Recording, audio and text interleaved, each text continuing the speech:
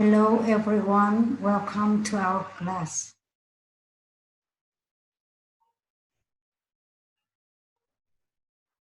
Today we learn Unit 13, Film and Cinema, Part E, Language Focus.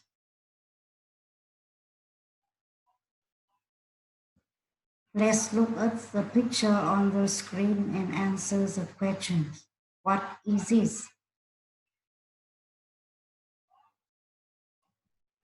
It's a fan. It's a van. Now read again. Fan. Van. What sound are we going to learn today? Today we learn two sounds, f and r. Let's open the book, look at pronunciation, please.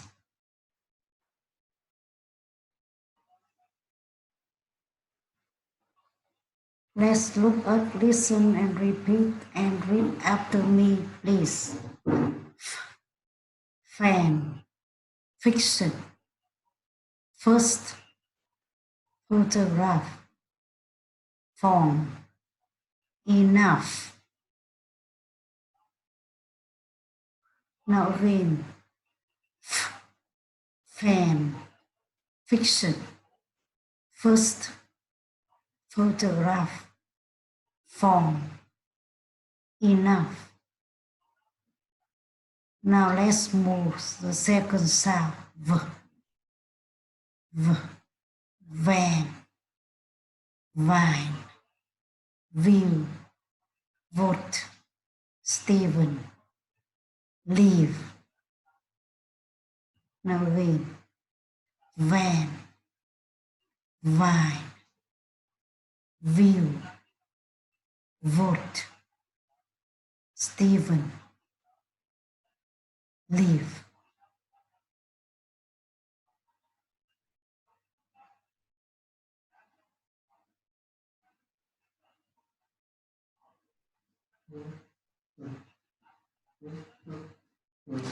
Let's move another part, grammar. Today we learn adjective ending with ing or ed. Now look at the situation. Mary has been doing the same job again and again for a long time. She doesn't enjoy it. How does she feel? And what do you think of her job?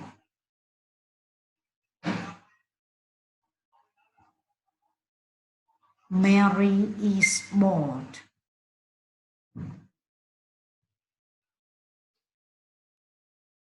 Her job is boring. Now let's look at the examples and tell me the rules.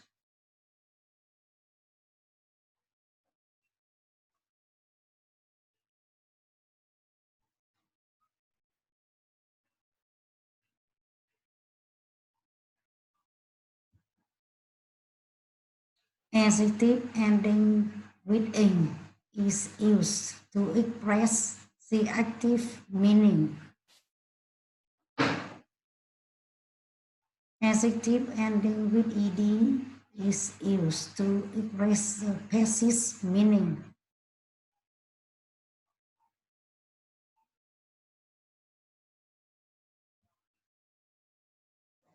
Adjective ending with ed is used after some verbs such as make, become, and feel.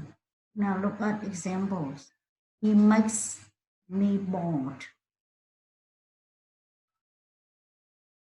Adjective ending with ing is used after verb find. For examples, I find him very boring. Find, boring.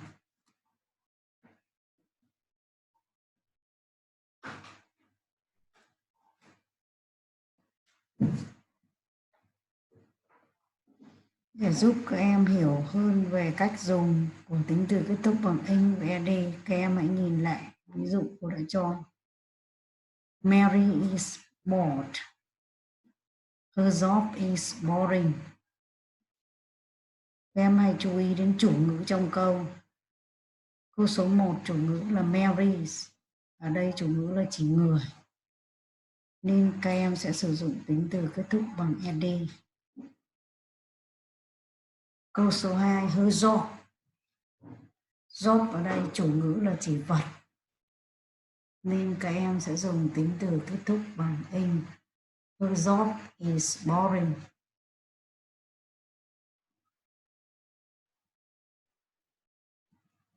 Sorry.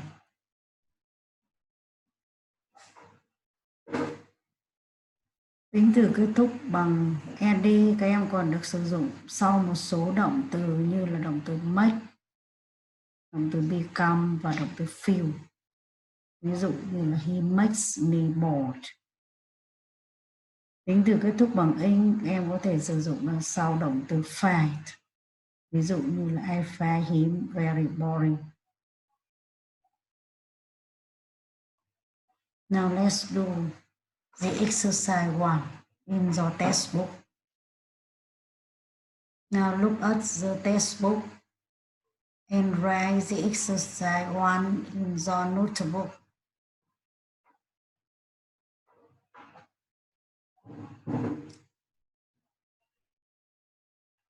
In this exercise, you have to write the adjective forms of the verbs.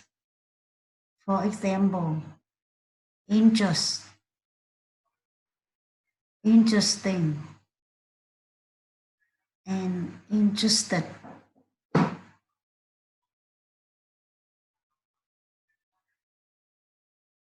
Now look at the exercise and read after me. 1. Fascinate, hấp dẫn. 2. Excite, thú vị. 3. Terrifies, làm cho sợ hãi. 4. Irritates, làm khó chịu. 5. Horrifies, làm sợ hãi. 6. Bored, làm thất vọng. 7. Surprise, làm cho ngạc nhiên. 8. Amuse, làm cho thích thú. 9. Embarrass, làm bối rối. 10. Frustrate, làm chán nản. Bây giờ bài này các em sẽ viết đổi những cái tính từ sau thành đổi những động từ sau thành tính từ kết thúc bằng ing và ed. Now let's do the exercise, please.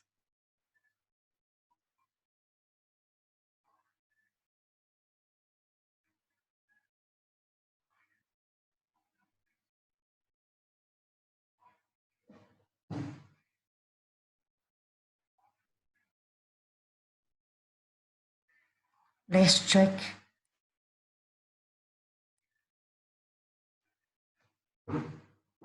Now read after me. Fascinating, fascinated. Exciting, excited.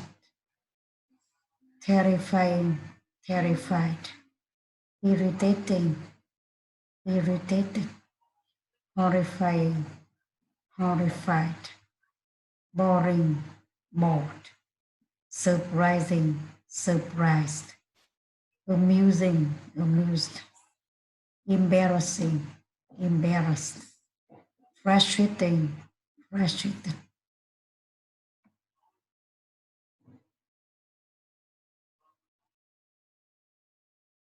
Let's move. Exercise 2. Use an adjective ending in or ed form of the verb in brackets to complete extended.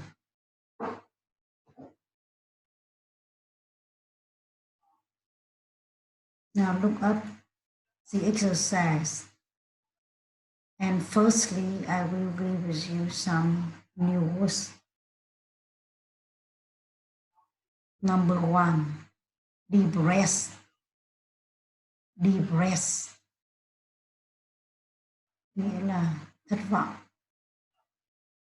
Number two, astronomy. Astronomies nghĩa tiếng Việt là thiên văn.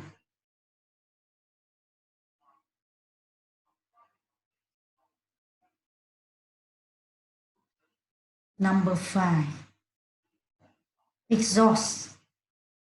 Exhaust nghĩa tiếng Việt là kiệt sức.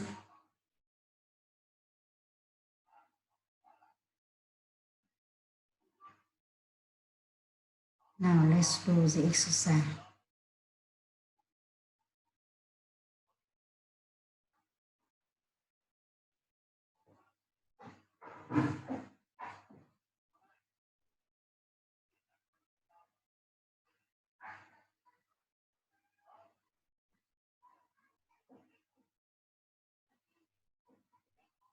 Let's check, please.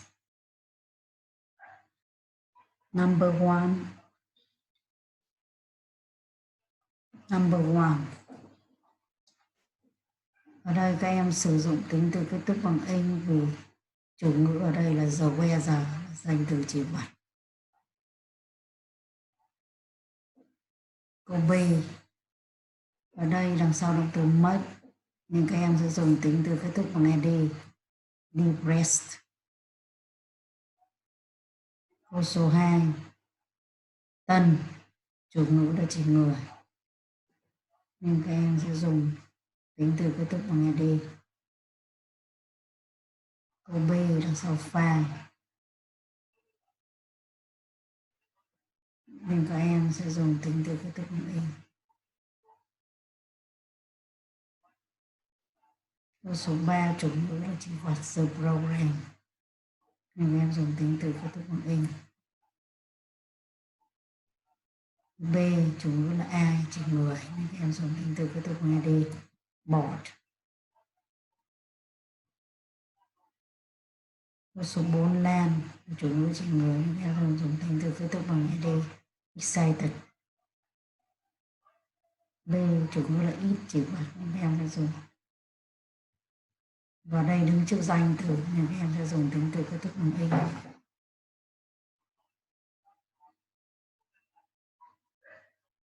Câu số 5 là sau file, em dùng tính từ kết thúc bằng ing.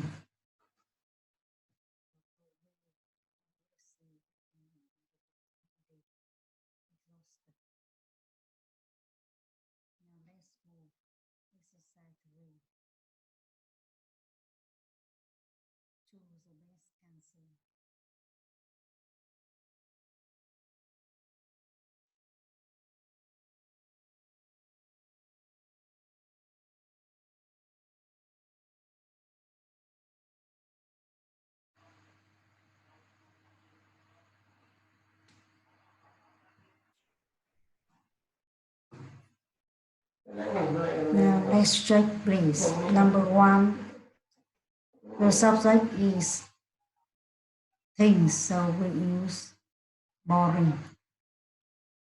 Number two, we use interested. Number three, excited. Number four, it's, so we use here tiring. Number five, everyone, subject is a person, so we use surprised.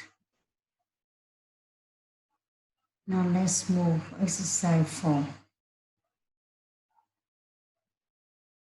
Complete sentences using an adjective ending with ing or ed from the verb in brackets.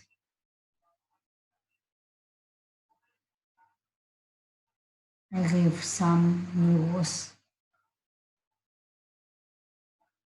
Number 3, concern. Nghe tiếng Việt là quan tâm, concerned. Number 4, frightened. là sợ hãi.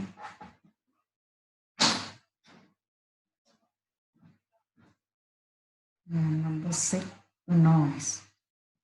Tiếng Việt là khó chịu.